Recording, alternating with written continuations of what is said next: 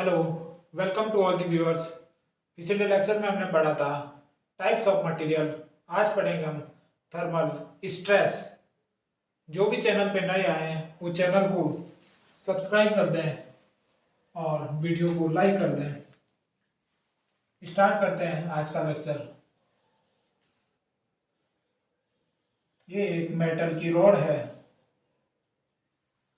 जिसकी original length, ये इसकी लेंथ है L और इसका इनिशियल टेम्परेचर Ti है और फाइनल टेम्परेचर Tf है। L इसकी ओरिजिनल लेंथ है और Ti इनिशियल टेम्परेचर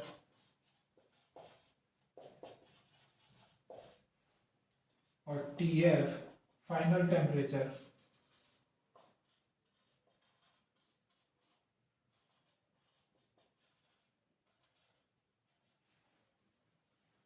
यदि हम इसके टेम्परेचर को इंक्रीज करें, हीटिंग करें, इसके टेम्परेचर को हम इंक्रीज करें तो ये जो रॉड है वो गर्म हो जाएगी और गर्म होके ये एक्सपेंड होने की कोशिश करेगी, अपने लेंथ को इंक्रीज करने की कोशिश करेगी और जो लेंथ में इंक्रीज होगा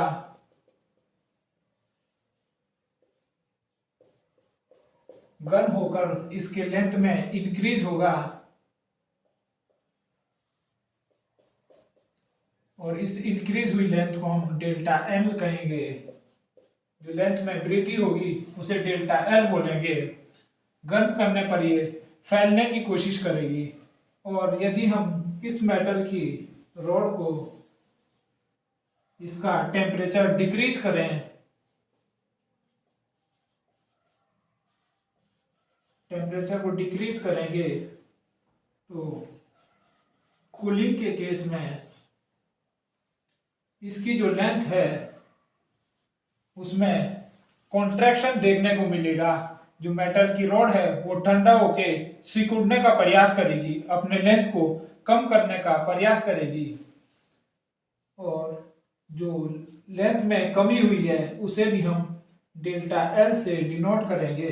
दोनों एंड से इसकी लेंथ में कमी होगी और यहाँ पर इस डेल्टा एल को हम कॉन्ट्रैक्शन कहेंगे और जो यहाँ पर डेल्टा एल में वृद्धि हो रही थी, लेंथ में वृद्धि हो रही थी, उसे हम free expansion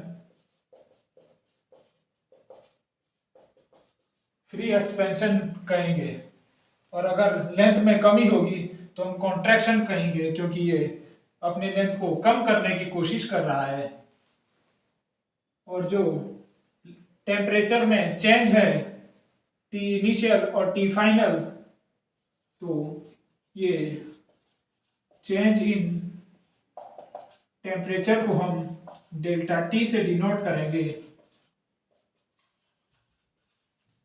change in temperature हो जाएगा T final minus T initial, ये डेल्टा टी की वैल्यू हो जाएगी।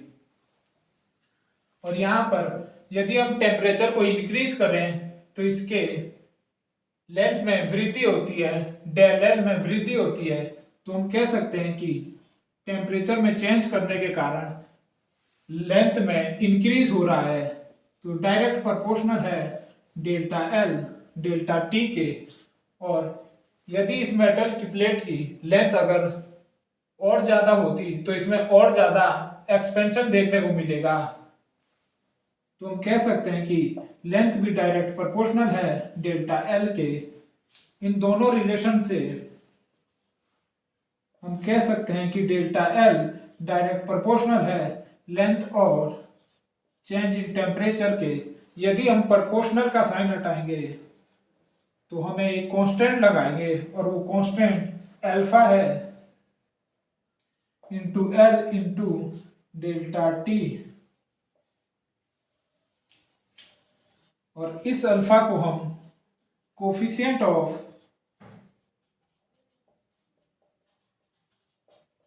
Coefficient of linear thermal expansion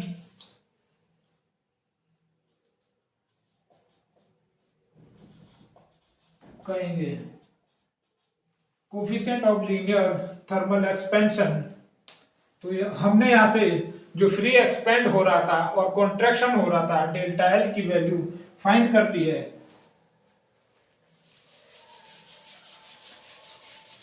जब हम किसी मेटल की प्लेट का टेम्परेचर चेंज करेंगे, इंक्रीज करेंगे या डिक्रीज करेंगे, तो इसके लेंथ में वृद्धि या कमी होगी,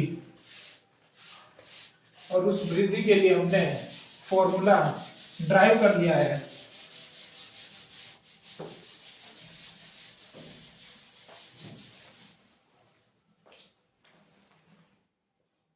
और यदि हम इस मेटल की प्लेट में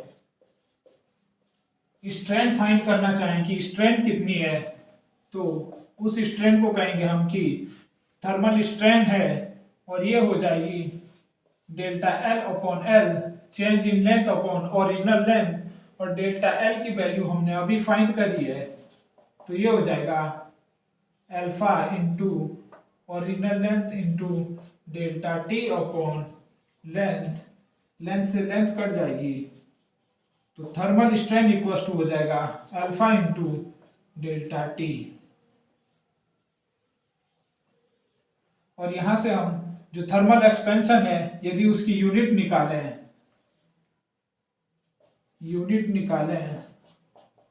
तो यहां से अल्फा की जो वैल्यू हो जाएगी alpha equal to thermal strain upon delta T. Strain की कोई भी यूनिट नहीं होती है, यूनिटलेस क्वांटिटी है, लेकिन टेम्परेचर की होगी, तो हम कहेंगे कि जो अल्फा की यूनिट होगी वो पर डिग्री सेल्सियस या केल्विन होगी, और केल्विन होगी। अल्फा की जो यूनिट होगी पर डिग्री सेल्सियस और पर केल्विन, दोनों में से चाहे कोई सी बोल दें आप, ये इसकी यूनिट होगी। तो हमने मेटल की रोड में डेल्टा एल इलोंगेशन और थर्मल स्ट्रेन दोनों को कैलकुलेट कर लिया है। अब हम इसमें थर्मल स्ट्रेस कैलकुलेट करेंगे इस मेटल की रोड में।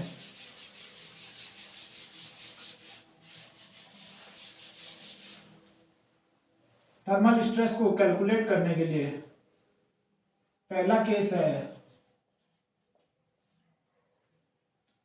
जब हम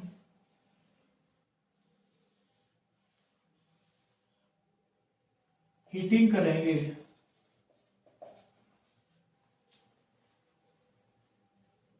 तो ये इसके लेंथ में इंक्रीज होना होगा।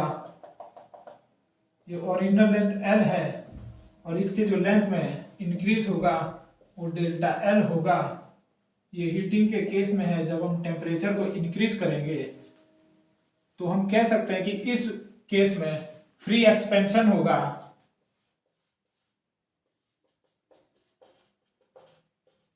फ्री एक्सपेंशन हमें देखने को मिलेगा और यहां पर कोई भी थर्मल स्ट्रेस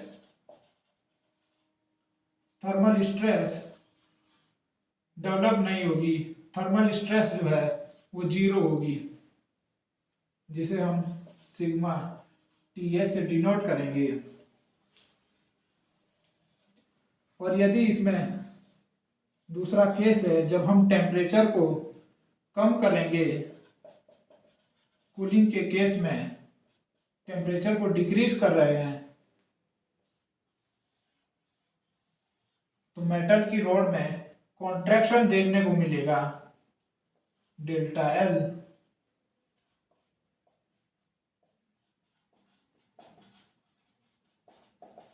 कॉन्ट्रैक्शन होगा और इस केस में भी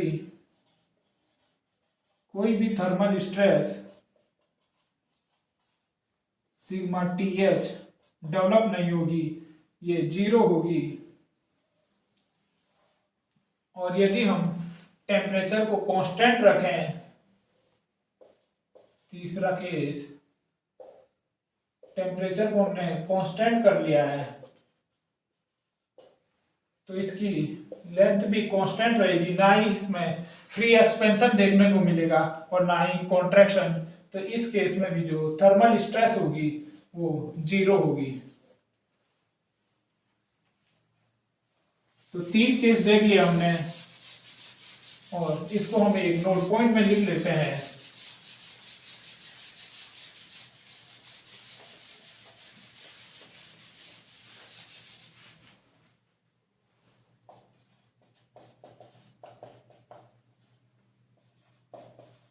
यदि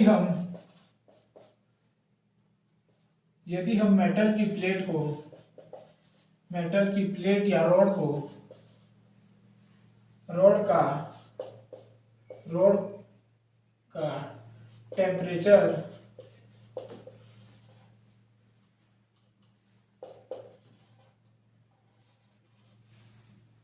इंक्रीज या डिक्रीज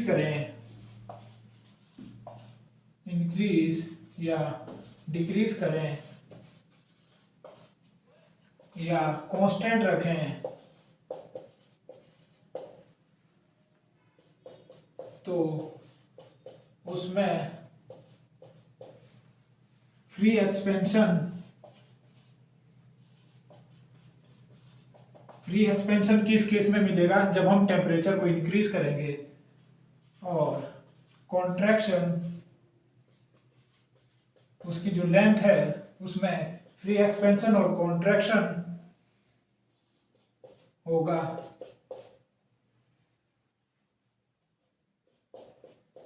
तो उसमें कोई भी थर्मल स्ट्रेस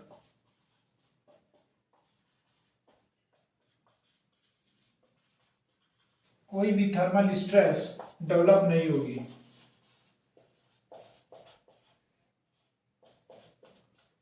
कोई भी थर्मल स्ट्रेस डेवलप नहीं होगी। अब हम चौथा केस लेते हैं। जब हम किसी मेटल की प्लेट को, इसके हमने दोनों एंड फिक्स्ड कर दिए हैं और इस केस में जब हम हीटिंग करेंगे,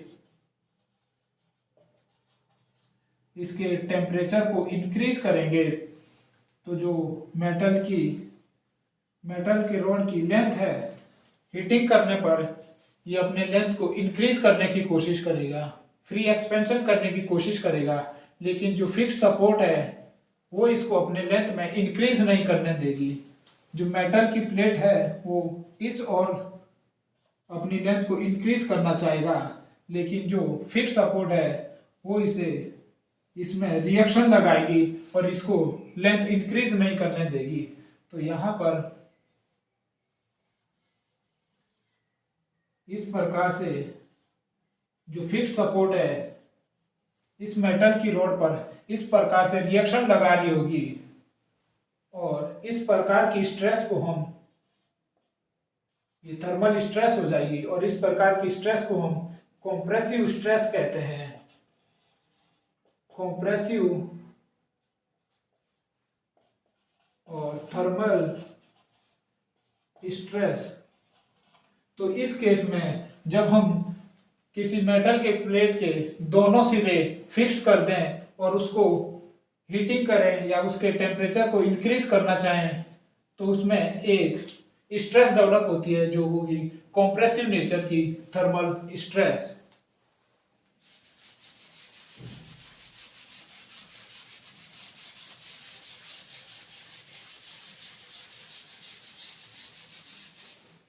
इसमें जो दूसरा 5वां केस हो जाएगा, जब हम मेटल की प्लेट को दोनों एंड से फिक्स्ड कर दें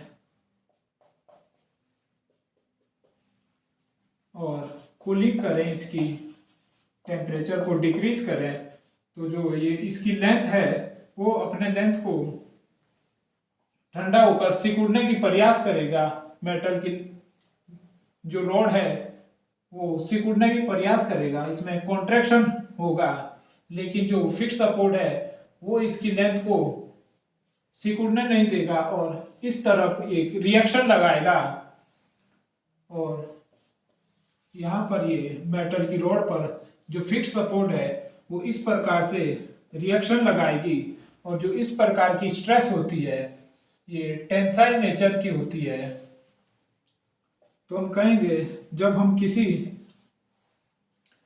मेटल की रॉड को दोनों एंड फिक्स करते हैं और उसे उसका टेम्परेचर डिक्रीज करने की कोशिश करेंगे तो उस कंडीशन में टेंसाइल थर्मल स्ट्रेस डेवलप होगी। और छठा जो केस हो जाएगा वो होगा मेटल की प्लेट के दोनों एंड फिक्स्ड करके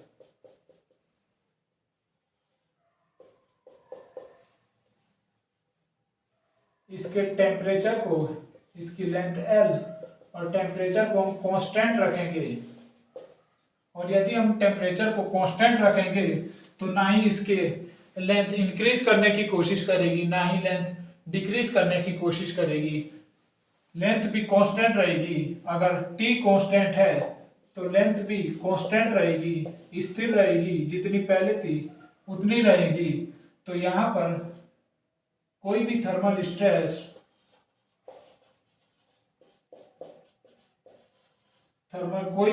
स्ट्रेस डेवलप नहीं होगी। यहाँ पर थर्मल स्ट्रेस जीरो होगी।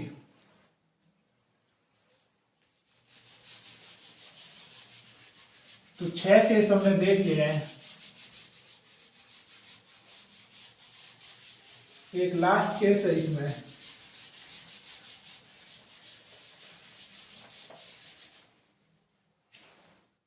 सातवां, जब हम मेटल की प्लेट का एक एंड फिक्स कर देंगे, एक सिरे को हमने फिक्स कर दिया और ये इसकी लेंथ है और यदि हम टेम्परेचर को इंक्रीज करेंगे तो ये अपनी लेंथ को इंक्रीज करने की कोशिश करेगा, गर्म होके अपने लेंथ को इंक्रीज करेगा, लेकिन एक ही डायरेक्शन में अपने लेंथ को इंक्रीज कर पाएगा क्योंकि इस और जो है एंड फिक्स्ड है तो इसी तरफ डिफॉर्मेशन करेगा। अगर हम इसकी हीटिंग कर रहे हैं तो ये अपने लेंथ को इंक्रीज करने की कोशिश करेगा इस और, लेकिन अगर हम इसको कूलिंग करेंगे तो अपने लेंथ में ये कमी करने की कोशिश करेगा। ये इसकी डेल्टा L हो जाएगा। यहां पर जो थर्मल स्ट्रेस होगी, यहां पर जो थर्मल स्ट्रेस होगी वो जीरो होगी क्योंकि एक एंड भले ही फिक्स हो, वो जो एक ही डायरेक्शन में अपनी लेंथ को इंक्रीज या डिक्रीज करने की कोशिश करेगा। इस एंड से कोई भी इंक्रीज या डिक्रीज नहीं होगा लेंथ में, लेकिन एक एंड से तो कर सकते हैं।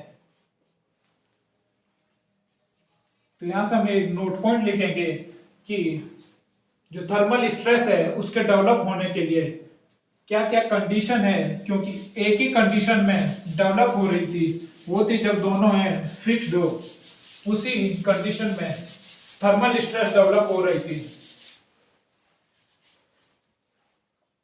तो नोट पॉइंट में लिखेंगे थर्मल स्ट्रेस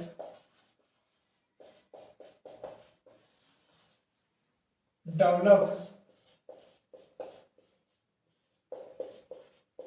होने की कंडीशन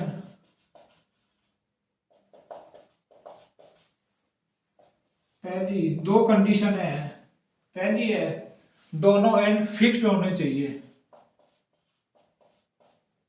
दोनों एंड या दोनों सिरे फिक्स्ड होने चाहिए मेटल की प्लेट के।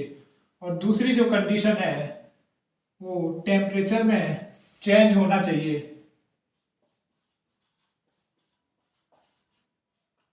टेम्परेचर में कोई ना कोई चेंज होना चाहिए, टेम्परेचर में परिवर्तन होना चाहिए।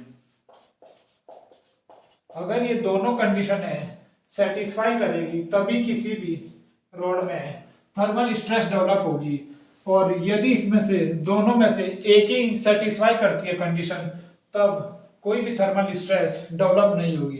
तो थर्मल स्ट्रेस के लिए दोनों कंडीशन सेटिस्फाई करना जरूरी है। और जब इसमें थर्मल स्ट्रेस डेवलप होगी तो उसे कैलकुलेट करने के लिए भी कोई ना कोई फॉर्मूला होना चाहिए हमारे पास, जो इस कंडीशन में है। क्योंकि एक ही ऐसी कंडीशन है जब दोनों एंड फिक्स्ड हो और टेम्परेचर में चेंज हो तो उसमें हम थर्मल स्ट्रेस डेवलप होगी। तो उसके लिए हम फॉर्मूला हुक्स लॉ अप्लाई करके फॉर्मूला फाइंड करेंगे। हुक्स लॉ होता है stress equals to Young's modulus into thermal strain हो जाएगा। तो थर्मल स्ट्रेस के लिए फॉर्मूला हो जाएगा, थर्मल स्ट्रेन को हमने थोड़ी देर पहले फाइंड किया था, वो था अल्फा इंटू डेल्टा टी। तो थर्मल स्ट्रेस के लिए जो फॉर्मूला हो जाएगा वो होगा alpha into Young's modulus into delta T. इस फॉर्मूले से हम इस कंडीशन में जो स्ट्रेस डेवलप होगी उसे हम इस फॉर्मूले से कैलकुलेट कर सकते हैं।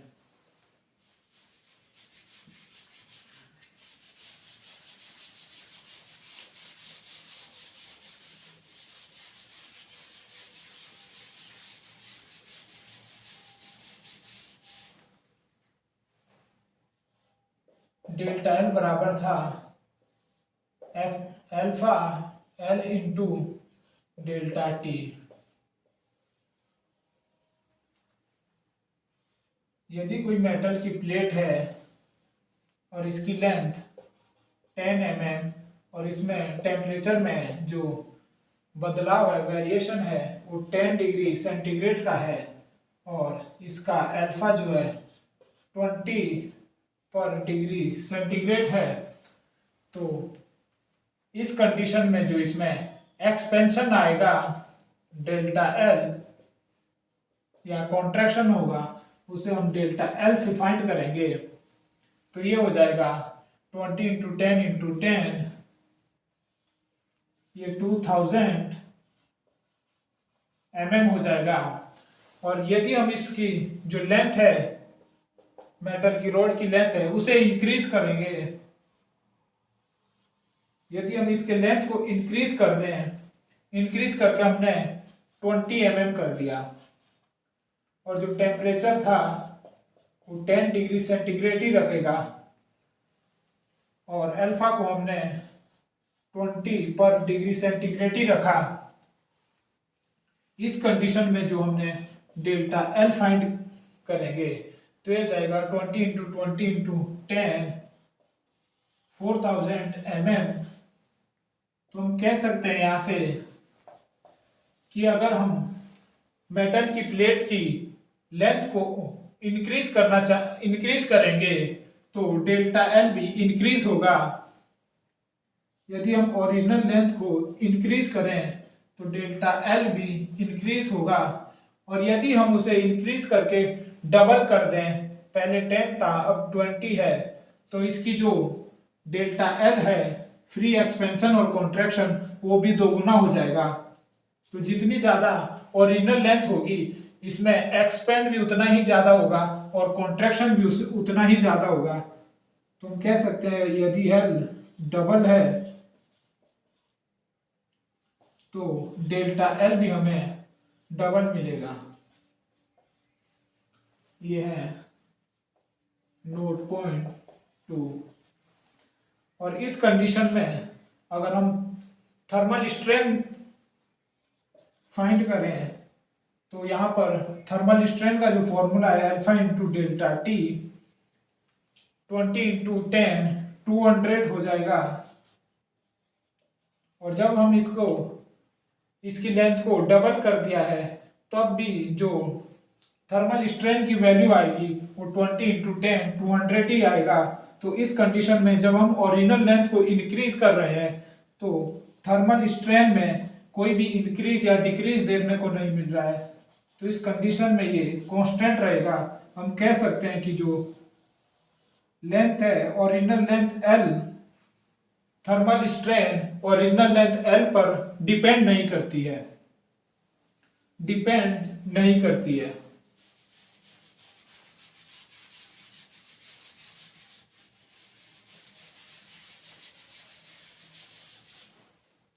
तो हम कह सकते हैं कि जितनी ज्यादा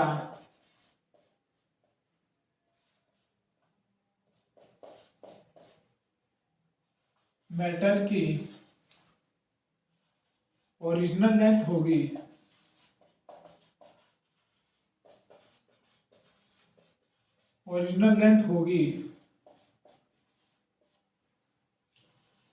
उसमें उतना ही ज्यादा, उसमें टेम्परेचर इंक्रीज और डिक्रीज करने पे उतना ही ज्यादा फ्री एक्सपेंशन, अगर टेम्परेचर इंक्रीज करेंगे तो फ्री एक्सपेंशन होगा, फ्री एक्सपेंशन, और अगर टेम्परेचर डिक्रीज करेंगे तो कॉन्ट्रैक्शन होगा, उतना ही ज़्यादा फ्री एक्सपेंशन और कॉन्ट्रैक्शन होगा। लेकिन थर्मल स्ट्रेन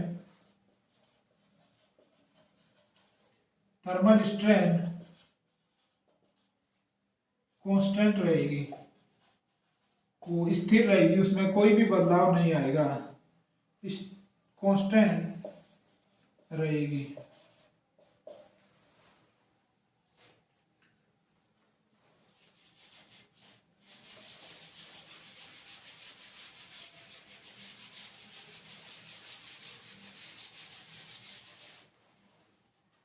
और यदि हम delta L equal to alpha into L into delta T और thermal strain alpha into delta T, यदि हम अल्फा को इंक्रीज करें किसी मेटल का, जितना अधिक अल्फा होगा, यदि हम अल्फा को इंक्रीज करें, यहाँ पर अगर 20 है अल्फा, तो यदि हम अल्फा को 20 है और यहाँ पर हम अल्फा को 40 लें, तो इस कंडीशन में जो डेल्टा एल हो जाएगा, हमने अल्फा को इंक्रीज किया है, कोफिशिएंट ऑफ लीनियर एक्सपेंशन इसको इंक्रीज किया है, तो यहाँ पर जो हमारा डेल्टा एल हो जाएगा वो 20 इंटू 10 इंटू 10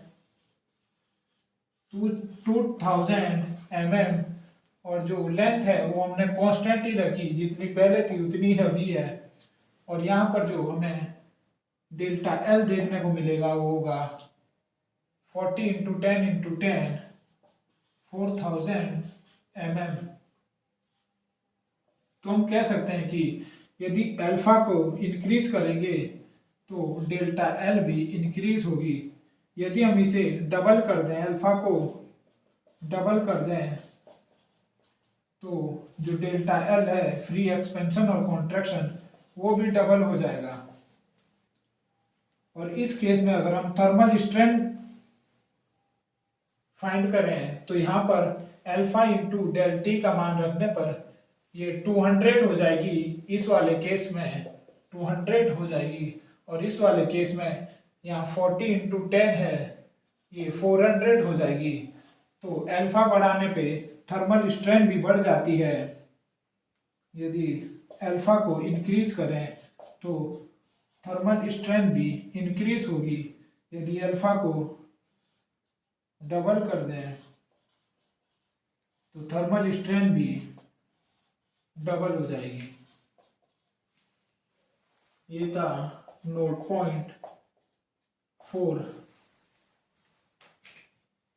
जो अल्फा है वो मटेरियल के टाइप पर डिपेंड करेगा। जिस मटेरियल के लिए लीनियर एक्सपेंशन जितना अधिक होगा उसमें कॉन्ट्रैक्शन और फ्री एक्सपेंशन भी उतना ही अधिक होगा। तो हमने थर्मल स्ट्रेस और थर्मल स्ट्रेन और डेल्टा एल को यहाँ पर डिटेल में कवर कर लिया है। जो जो क्वेश्चन पूछे जाएंगे जा रहे थे यहाँ से आज तक वो हमने बता दिए। 6 केस है, फिक्स्ड वाला और फ्री एक्सपेंशन और कॉन्ट्रैक्शन वाला केस, वहीं से डायरेक्ट क्वेश्चन पूछेंगे।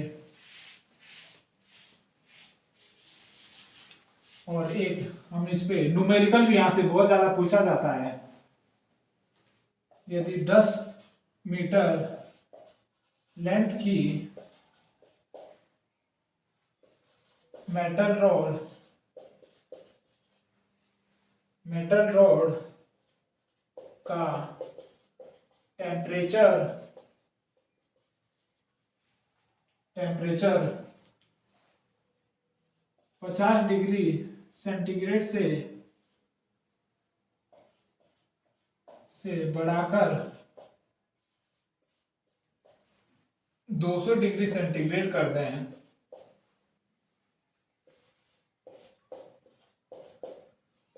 तो मेटल की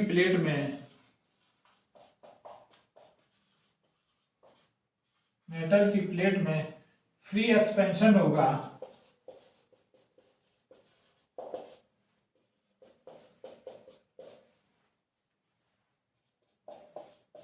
तो उसमें कितनी थर्मल स्ट्रेस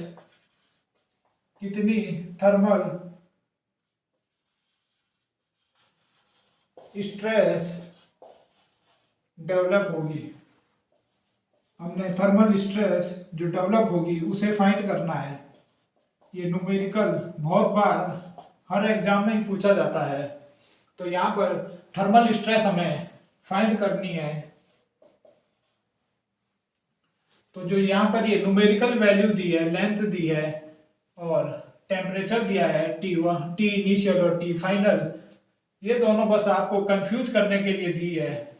ये वैल्यू जो है हमें जब क्वेश्चन करना है तो हमें देखना है कि जो मेटल की प्लेट है वो फिक्स्ड है। जो दो कंडीशन हमने कही थी कि थर्मल स्ट्रेस डेवलप होने के लिए दो कंडीशन है, एक दोनों एंड फिक्स्ड होने चाहिए और टेम्परेचर में वेरिएशन होना चाहिए। टेम्परेचर में वेरिएशन तो है लेकिन दोनों एंड फिक्स्ड हो ऐसा कहीं पर भी नहीं लिखा है। यहाँ पर फ्री एक्सपेंशन लिखा है और इसे देख के हम कहेंगे कि यहाँ पर कोई भी थर्मल स्ट्रेस डेवलप नहीं होगी।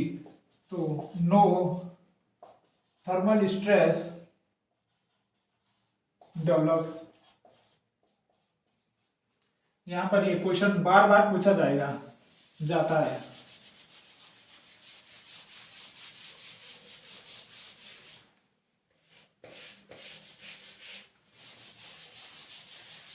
और एक और न्यूमेरिकल कर लेते हैं जहां पर हमें थर्मल स्ट्रेस कैलकुलेट करने के लिए कहा जाएगा।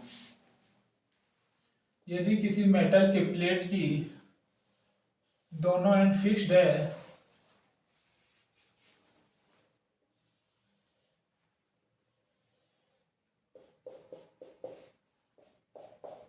और उसे हम हीटिंग कर रहे हैं,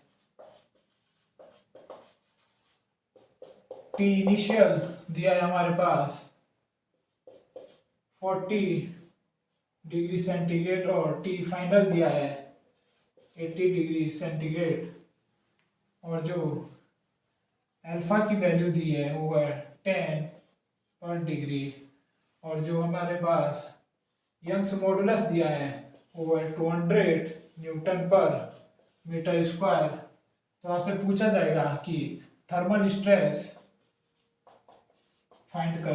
इसमें थर्मल स्ट्रेस फाइंड करनी है और जो ओरिजिनल लेंथ दी होगी वो होगी यहाँ पर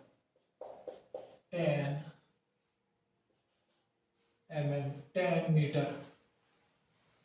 तो यहाँ पर सबसे पहले हमने इसके लेंथ में तो कोई भी इंक्रीज नहीं होगा तो हम डेल्टा एल की वैल्यू फाइंड करेंगे जिसमें अल्फा दिया है हमारे पास 10 इंटू लेंथ दी है 10 इंटू डेल्टा एल में जो वेरिएशन है उसे हम फाइंड करेंगे। Delta T equal to T initial minus T final minus T initial, तो 80 माइनस 40 हो जाएगा तो ये 40 डिग्री सेंटीग्रेड हो जाएगा। तो यहाँ पे 40 हो जाएगा, ये 4000 मीटर हो जाएगा डेल्टा एल की वैल्यू। यहाँ से हम थर्मल स्ट्रेन को फाइंड करेंगे जो कि अल्फा इंटू डेल्टा टी होगी। जो अल्फा है वो हमारे पास 10 दिया है इंटू डेल्टा टी हमारे पास 40 दिया है। तो थर्मल स्ट्रेन भी जो 400 आ जाएगा और यहाँ से हम कह सकते हैं कि थर्मल स्ट्रेस बराबर Young's modulus into thermal strain. तो thermal stress equals to E हमारे पास 200 दिया है इंटू 400 तो हो जाएगा 8 न्यूटन पर मीटर स्क्वायर। इस प्रकार से आपको थर्मल स्ट्रेस और स्ट्रेन फाइंड करनी है। और डेल्टा एल तो दो न्यूमेरिकल है, दोनों पूछे जाते हैं।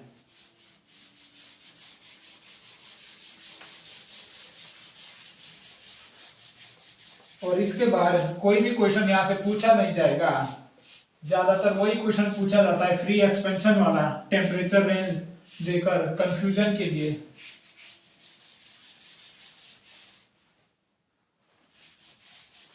और अगला जो टॉपिक है वो है बल्क मॉडुलस। बल्क मॉडुलस ये भी एक इलास्टिक कांस्टेंट है। इलास्टिक कांस्टेंट है। हमने अभी तक तीन इलास्टिक कांस्टेंट पढ़े हैं। एक है यंग्स मॉडुलस, दूसरा है शेयर मॉडुलस और तीसरा है म्यू पॉइजन रेशियो। चौथा हम पढ़ेंगे बल्क मॉडुलस। इसे हम के से डिनोट करते हैं।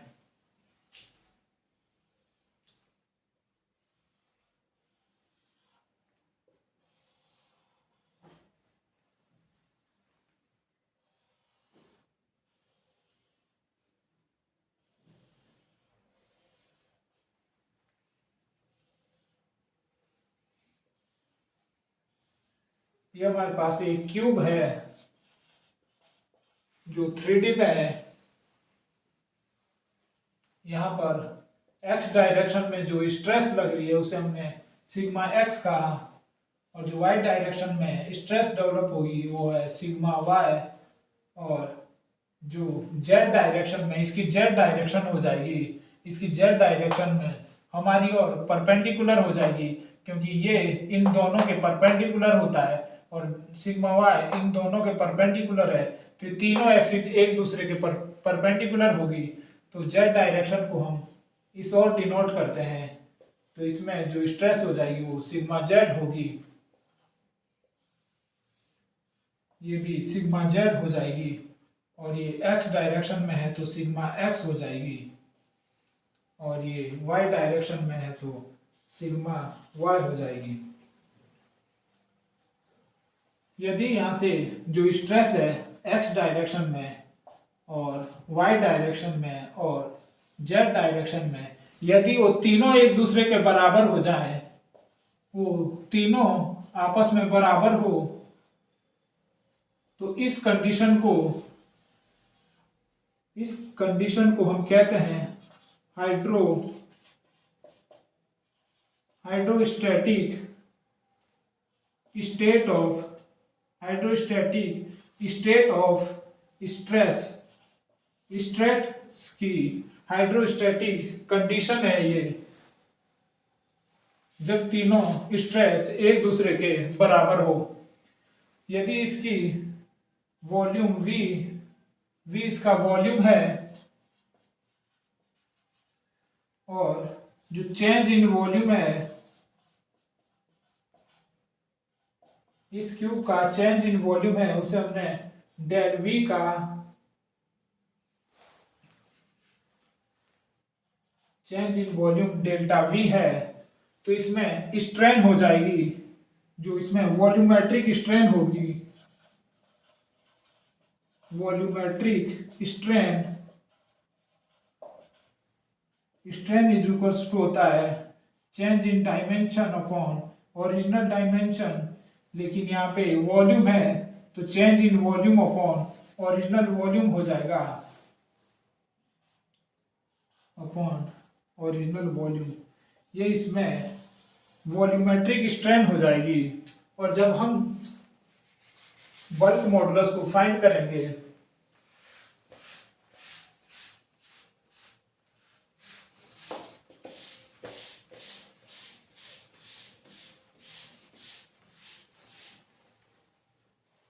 बल्क मॉडुलस को हम के से डिनोट करते हैं, और इसका जो फॉर्मूला होता है वो होता है volumetric stress upon volumetric strength या K इक्वल्स टू डायरेक्ट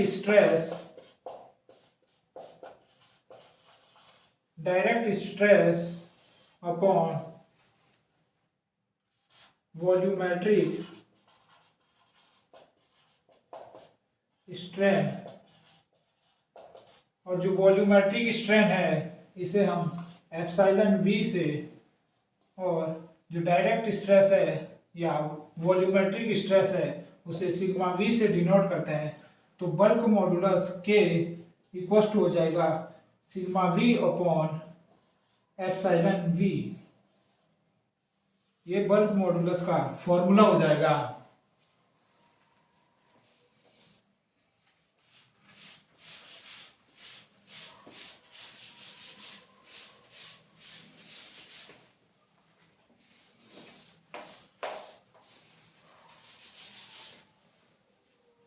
तो यहां से हमने 4 कांस्टेंट के बारे में पढ़ लिया है, यंग्स मॉडुलस और शेयर मॉडुलस, पॉइजन रेशियो और बल्क मॉडुलस।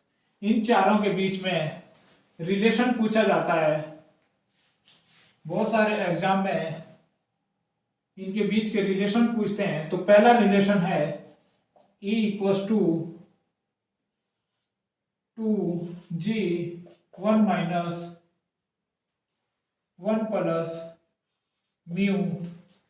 और जो दूसरा रिलेशन है ये ई जी और म्यू के बीच का रिलेशन है E इक्वल्स टू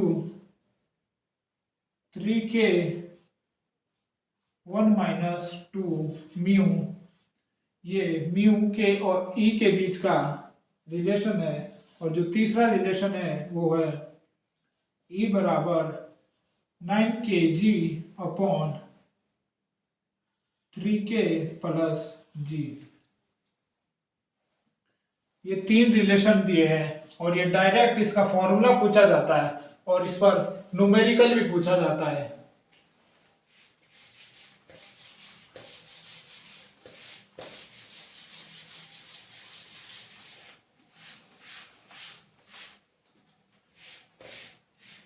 न्यूमेरिकल पूछा जाएगा, हम यहाँ पर म्यू की वैल्यू दे देगा और जी की वैल्यू दे देगा।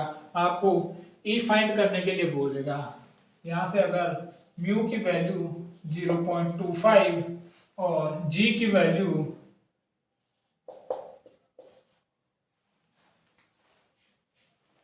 100 न्यूटन पर मीटर स्क्वायर दे दें तो आपको ई की वैल्यू फाइंड करने को बोलेगा कि इलास्टिक कांस्टेंट कितना है। तो यहां से आप जी निकाल लेंगे 2 इंटू 100 1 प्लस 0.25 जो म्यू की वैल्यू है तो ये जाएगा 200 इंटू 1.25 जो कि हो जाएगा 250 न्यूटन पर मीटर स्क्वायर।